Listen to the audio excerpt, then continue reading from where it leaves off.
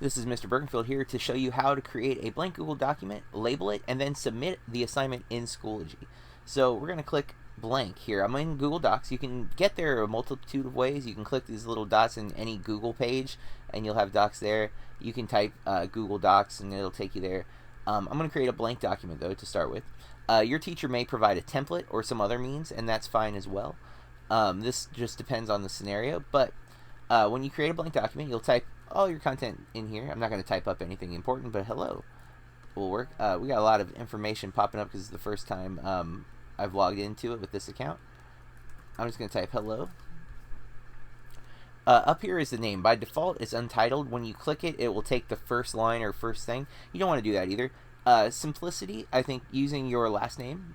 So for me, Birkenfield, and maybe the course or the assignment name is a good habit to get into. Definitely always want the assignment name. The more specific you are, the easier it will be to find. Google Docs saves automatically, so once I click away from it, that should save and it should change. Let's go back to Schoology. I'm going to go into my course, and we're just waiting for it to load. Internet's been a little slow today. I'm going to go to an assignment for the week, and I'm going to just submit this Google Doc. So if the assignment calls for a Google Doc, or if your assignment is in your Google Docs or Google Drive, you can hit submit assignment. And again, this is going a little slow, but you have three options in Schoology. You have upload, which lets you upload from your computer. So if the file is saved locally to your hard drive or to your flash drive, you can upload from there.